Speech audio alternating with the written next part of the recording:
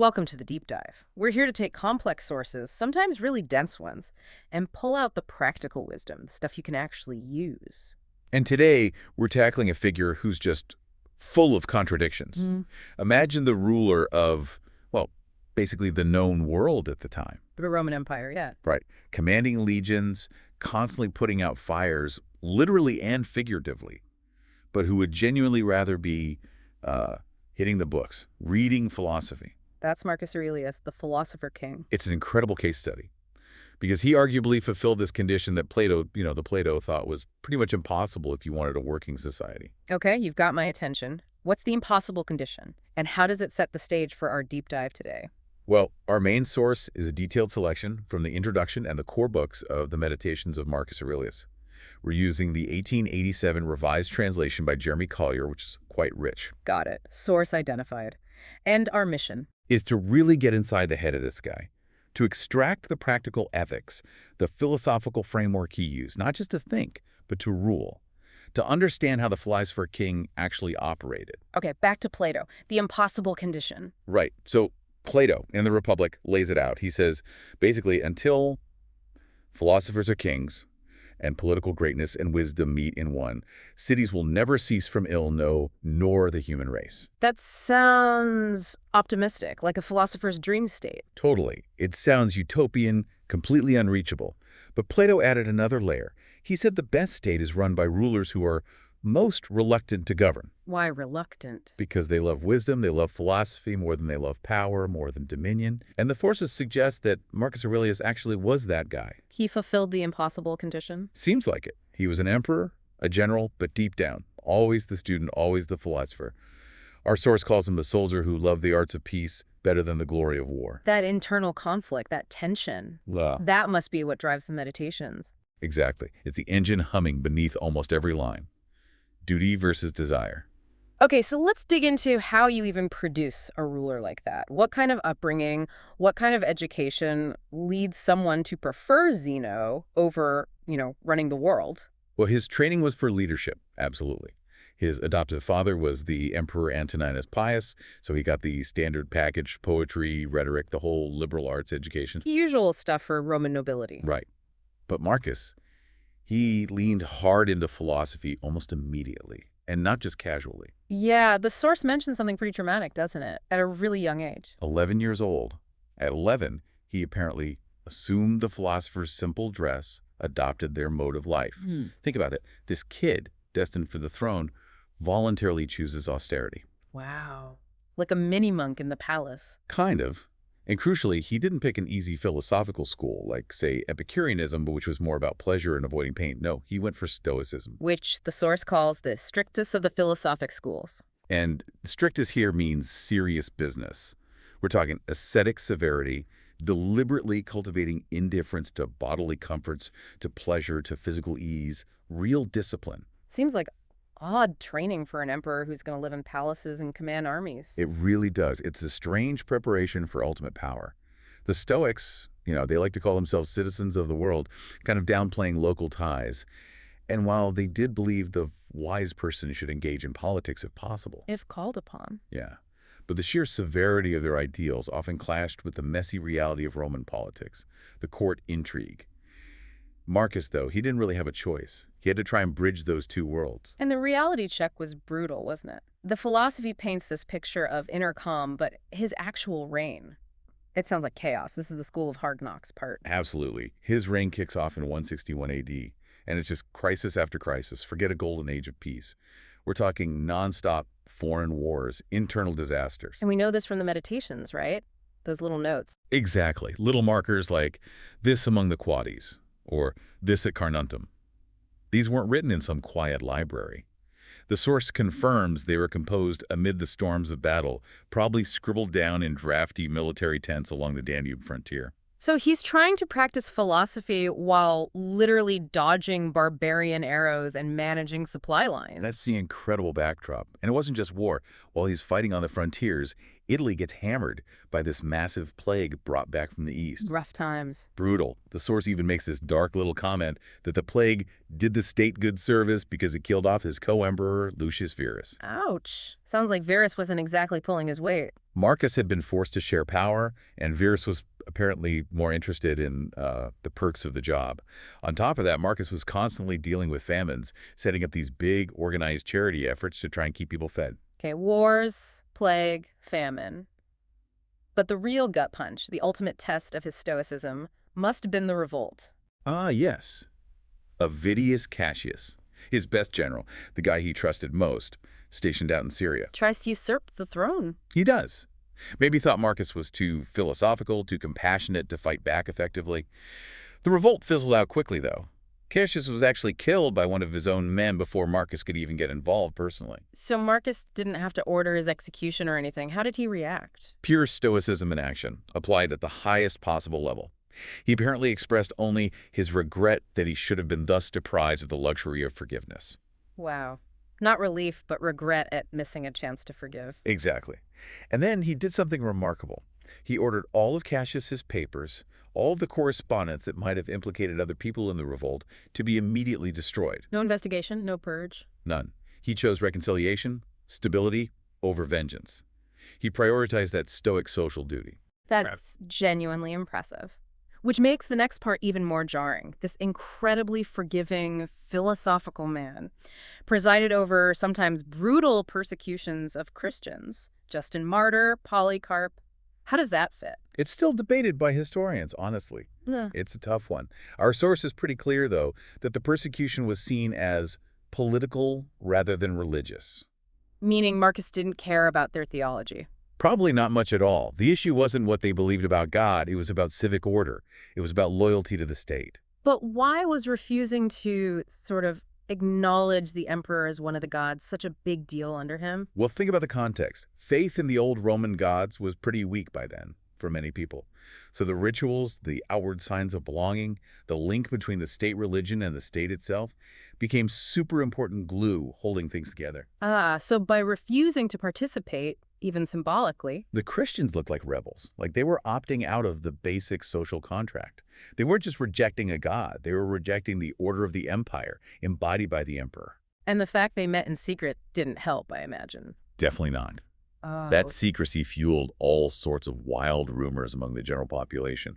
Whispers about cannibalism, incest, general antisocial stuff, fear and paranoia. So the state saw them as a genuine threat. The source uses a pretty stark analogy, comparing the feeling back then to how a modern state might view a group that was simultaneously like the Mormons in terms of their separate community and like nihilists in terms of rejecting authority.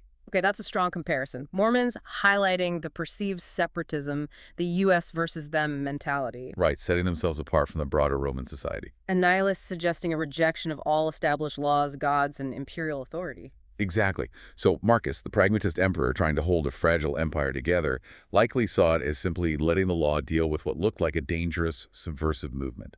Not really about faith, but about civic stability. It's a crucial distinction, even if uncomfortable. Helps understand how he could be seen as, like Farrar called him, the noblest of pagan emperors, while still allowing these persecutions. It's that constant tension between the philosopher and the emperor. So to really grasp how he kept his head through all that forgiving traitors one minute, commanding armies the next, we need to get into the philosophy itself, the Stoic engine room, you called it. What powered his thinking? Right. Stoicism itself is fascinating. It pops up with Zeno around 290 BC. And it was, in a way, a reaction against the really abstract, idealist stuff from Plato and Aristotle. How so? The Stoics wanted to get back to materialism. They aimed for a practical ethics, something grounded in, in how the world actually works, Right. based on natural science as they understood it. Actionable intelligence, not just theory. Okay. And their view of how the world worked was fiery. You mentioned Heraclitus. Absolutely central. They borrowed heavily from Heraclitus' idea of perpetual flux, constant change, and this concept of an eternal, ever-changing fire being the fundamental principle. So, like, before the universe as we know it, there was just fire. A sort of primitive fiery ether, yeah. That's the active principle. It transforms, it condenses first into vapor, then into water.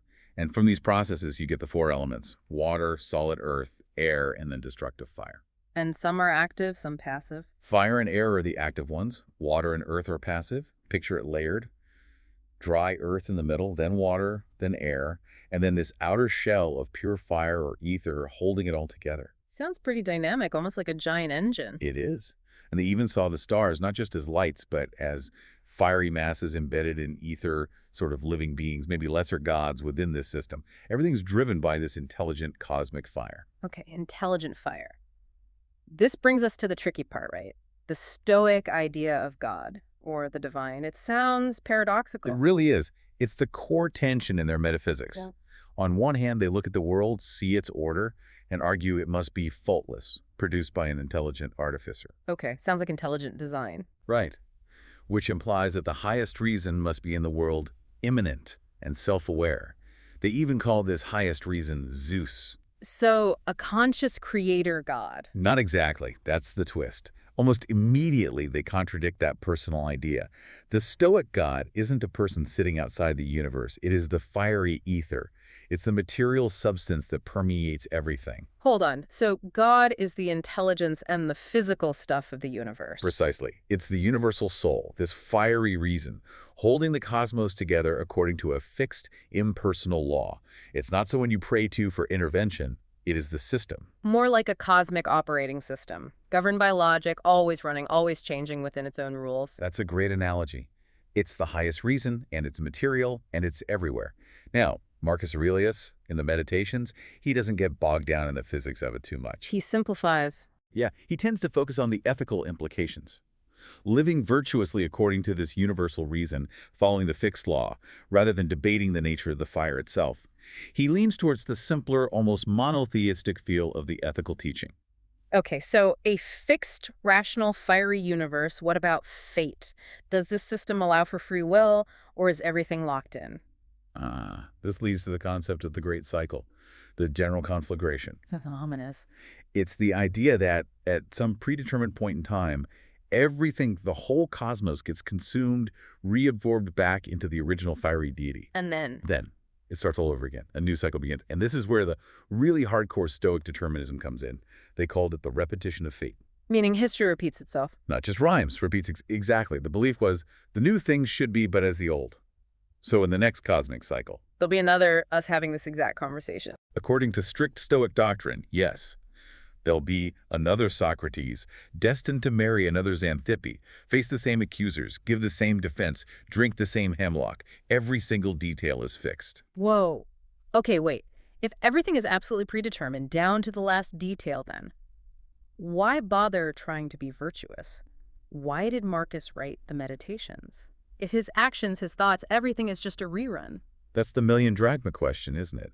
It seems to undercut the whole ethical project. Right. What's the point? Their answer is quite subtle. They'd say, yes, the external event is fixed. Socrates must drink the hemlock. You can't change that. But what's not fixed is your internal response, your judgment of that event, your attitude towards your fate. Okay, so the script is written, but you control the acting, the inner performance. Exactly. The fiery logic dictates the plot, but your own reason, your guiding principle, dictates how you face it. That's the only freedom you have. And that's where virtue lies, in aligning your inner judgment with the rational necessity of fate. That makes sense. It reconciles the duty to act well with the seemingly crushing determinism.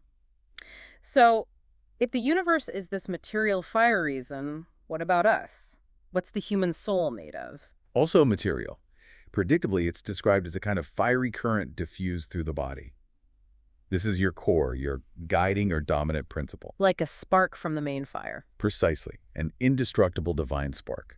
And crucially, as Marcus puts it in Book 2, it's a minute share of that universal reason, that cosmic logic we were talking about. A tiny piece of the divine operating system within each of us. You got it.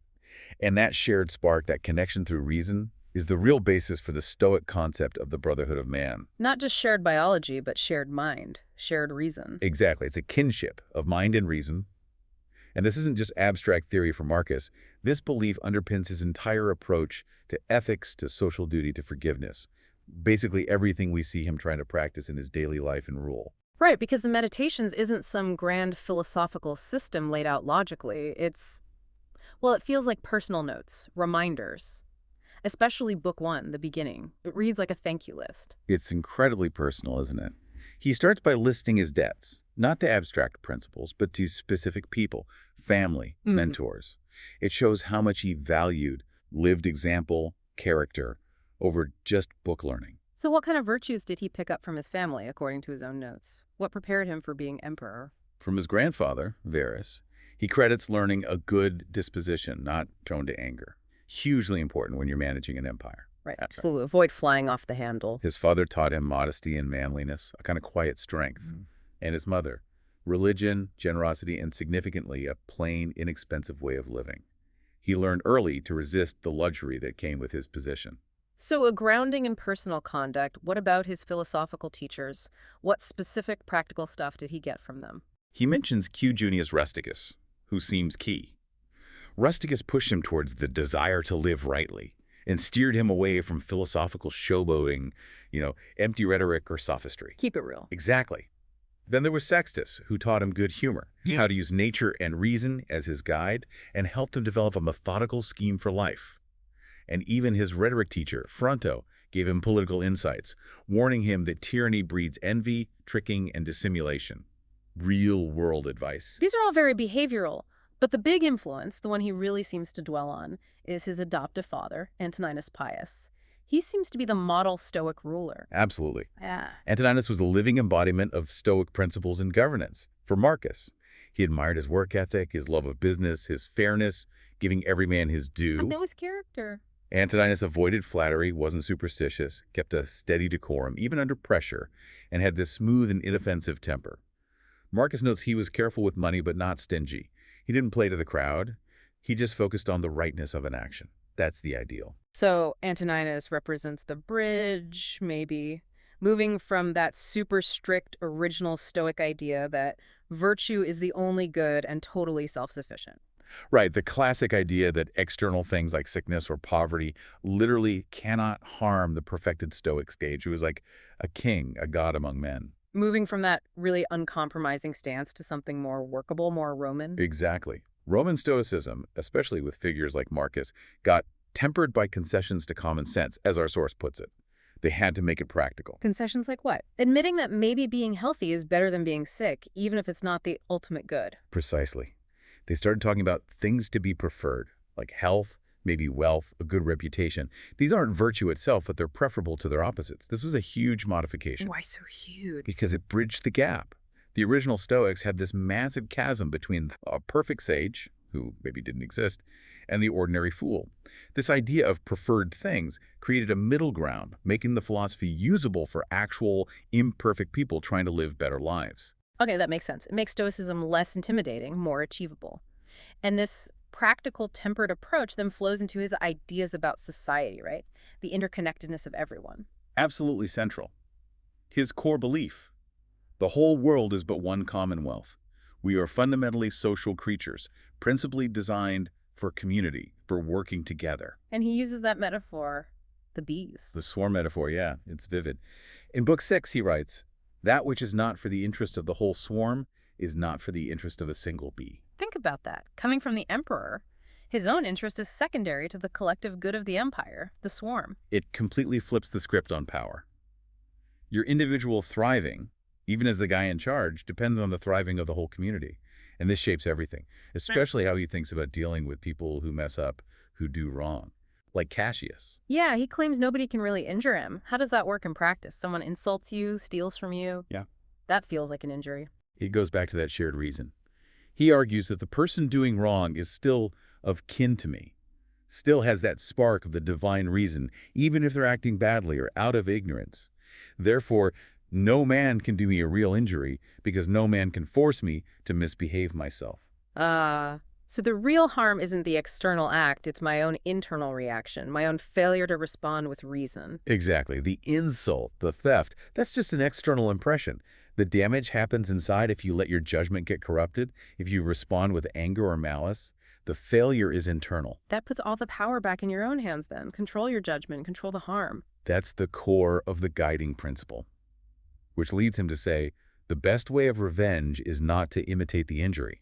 Don't stoop to their level. Respond with virtue. And he has that other great analogy for acting virtuously without needing applause. The vine. Oh, the vine analogy is wonderful. He says the truly good person, the benefactor, is much like a vine, which is satisfied by being fruitful in its kind and bears a bunch of grapes without expecting any thanks for it. It just does its thing, produces grapes because that's its nature. Doesn't wait for a thank you card. Exactly. He contrasts this with people who do good deeds but then sort of hang around, demanding gratitude, expecting repayment in social status or obligation. The untoward benefactors. Right. The truly generous person, like the vine, just acts according to their nature, their rational social nature, and moves on, ready to bear fruit again next season. No fuss, no expectation. That's the standard he's aiming for himself. Pure action, driven by duty. So all this, the ethics, the cosmology, dealing with crises, it all comes down to this relentless focus on self-mastery, on controlling that inner faculty, the guiding principle. That's the command center. It's sovereign, and you have to guard it. Marcus insists again and again that nothing external pain, loss, insults, none of it can truly touch you unless we pronounce it good or evil. The judgment is everything. The judgment creates the good or the evil. The event itself is neutral. The impression, the meaning, comes from us, from our reason deciding what it is. Which gives us incredible power for self-correction, doesn't it? Almost instant power. Total personal responsibility. He puts it so starkly in Book 4. Do not suppose you are hurt, and your complaint ceases. Cease your complaint, and you are not hurt. Just stop telling yourself the story of being harmed. If you control the opinion, you control the suffering. You neutralize the external world, in a way. Exactly. And think about his life surrounded by the noise of Rome, the chaos of military camps. His idea of a vacation wasn't going somewhere quiet. What was it then? True retirement, he says, is internal, withdrawing into your own mind. That's the place most free from crowd and noise in the world. He advises using this internal retreat often to sort of refresh your virtue, recalibrate. It's your inner fortress, immune to the chaos outside. And from that inner fortress, looking out, he gets this immense perspective, right? He zooms way out. Way out. He uses the sheer scale of the cosmos to shrink down his immediate problems. He writes things like, the vast continents of Europe and Asia are but corners of the creation, the ocean is but a drop, and Mount Athos but a grain. Puts things in perspective. Makes everything seem petty, changeable, and transitory. It's a technique to manage anxiety and maintain focus on what truly matters, your own conduct. And he applies this same cosmic zoom lens to fame, doesn't he? Something most rulers craved. Oh, absolutely. Fame, for Marcus, is just mere vanity, nothing but sound and echo, empty noise. Why kill yourself striving for a legacy when time eventually erases everything anyway? He seems almost fixated on how quickly even the greatest names fade. He lists them. Camillus, Scipio, Augustus, Hadrian, his own beloved adoptive father Antoninus, all giants in their time. And he says they all must follow into the dust. A few generations pass, and even these monumental figures become footnotes, forgotten memories. It's a bracing reality check against ambition. And we see that same clear-eyed, almost scientific detachment when he talks about death itself. No real fear, no complex afterlife scenarios. Just physics, basically. Based on his Stoic cosmology, death is simply a pure natural action. It's the dissolution of the elements you're made of back into the universal system. Part of the cycle. If the universe is a rational unity, death is either extinction or change. Either way, it's a natural process. And since nature never does any mischief, death itself can't be an evil thing. It's just what happens. He also tackles the fear of dying young or the regret of not having enough time by diminishing time itself. Right. He argues, no man can lose any other life than that which he lives now. Neither is he possessed of any other than that which he loses. You only ever have the present moment. So what difference does it really make if you live 3,000 or 30,000 years? In the face of eternity, the duration is insignificant. You only ever experience the now. Exactly. The quantity of time is irrelevant. The quality of your action in the present moment is everything. And that focus on the present, on acceptance, leads to his final, really potent metaphor for death, the stage play. It's beautiful, isn't it? From Book 12, life is like a play, and the director, the deity, universal reason, decides when your part is over. You quit the stage as fairly as a player does that has his discharge from the master of the revels. And it doesn't matter if you only got 3 acts instead of the full 5. That's his point. If the director says stop after 3 acts, then in life 3 acts make the play entire. Your job wasn't to write the script or decide the length. It was just to play your assigned part well, for however long you were given. And the goal is just acceptance. Graceful acceptance. The one who casts you knows when the play is complete. So your final act is simply to retire well satisfied, because the director is satisfied too. Exit gracefully. Hashtag tag tag neving adra. So when you pull it all together, what Marcus Aurelius offers in the Meditations isn't just philosophy for emperors. It feels like a toolkit, a structure for anyone trying to navigate, well, life, trying to maintain integrity in a messy world. It really is. It's Right. practical. It's why people keep coming back to it, why he's still called the noblest of pagan emperors, and why Matthew Arnold said his book speaks especially to clear-headed and scrupulous souls, people trying to live deliberately. And its power seems to lie in its focus, doesn't it? Its simplicity almost. I think so. Ernest Renan had this great line describing Marcus's philosophy as basically the absolute religion. Absolute religion. How so? Renan said it's what naturally results from the simple fact of a high moral conscience placed in face of the universe. It's just about ethical awareness meeting reality. So it's timeless because it doesn't rely on specific dogmas or changing circumstances. It's about the internal stance. Exactly. Renan argued, no revolution, no change, no discovery will be able to change it. Because it's grounded in reason and our duty to each other, things that don't really change regardless of politics or science. It's built to last. Which brings us right back to that core Stoic goal Marcus was wrestling with on every page, figuring out where true happiness actually lies. Not in external stuff, but generated from within. He sums it up really sharply in Book V. Ah, yes. That passage is like the thesis statement for the whole practical project. It draws the crucial distinction. Lay it on. He writes, the ambitious person lodges his happiness in the activity of another, meaning in what other people do or think of them. The voluptuary in his own affections, meaning in fleeting sensations or pleasures. But a man of understanding places his good in his own action. Right there. Happiness isn't about external validation or internal feelings. It's about what you do, your own reasoned, virtuous conduct. That's the Stoic bullseye. So as we wrap up this deep dive, that feels like the challenge Marcus leaves us with, doesn't it? A direct question for you, the listener. When you think about your own happiness, your own sense of good, where are you placing it?